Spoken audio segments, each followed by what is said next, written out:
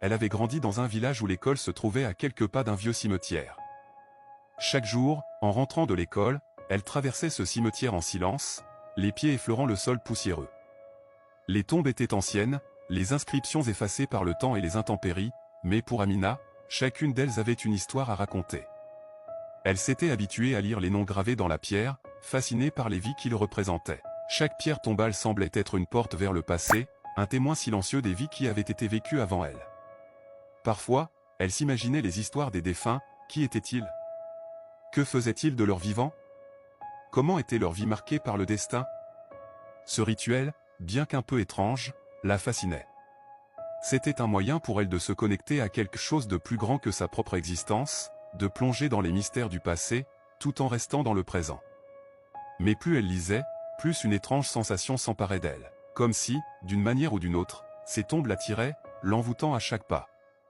Un jour, alors qu'elle rentrait comme à son habitude, Amina remarqua une nouvelle tombe au bout du cimetière. Une tombe vieille, plus ancienne que les autres, presque cachée par les herbes hautes. La pierre était fissurée, l'inscription partiellement effacée par le temps. Intriguée, Amina s'approcha lentement, ses yeux se posant sur les lettres qui, bien que partiellement effacées, semblaient encore distinctes. Elle lut à voix basse, Chikala. Ce nom était inconnu. Amina n'avait jamais entendu parler de personne portant ce nom dans le village. Le vent soufflait doucement, agitant les branches des arbres, et une sensation étrange parcourut son corps. Ce n'était pas la première fois qu'elle lisait un nom inconnu, mais quelque chose en lui la perturba profondément. C'était comme si ce nom, Chikala, était destiné à la trouver, à se faufiler dans ses pensées. Elle se détourna, secouant la tête pour chasser cette étrange sensation. Mais en repartant, quelque chose en elle, une sorte de pressentiment, lui murmurait que ce nom, ce Chikala, n'aurait jamais dû croiser son regard. Mais Amina ne savait pas encore que ce simple acte allait la plonger dans un monde qu'elle n'aurait jamais pu imaginer. Sans se douter des conséquences, elle continua son chemin, le cœur battant un peu plus vite que d'habitude.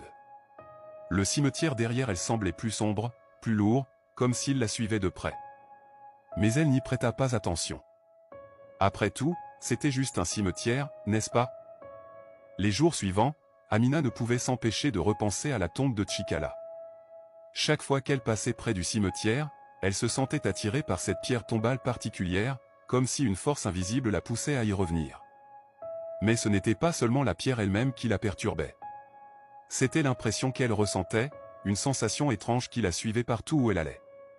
Un sentiment d'inquiétude, de malaise, comme si l'air autour d'elle était plus lourd, comme si quelque chose ou quelqu'un l'observait sans qu'elle puisse le voir. Un après-midi, alors qu'elle rentrait de l'école,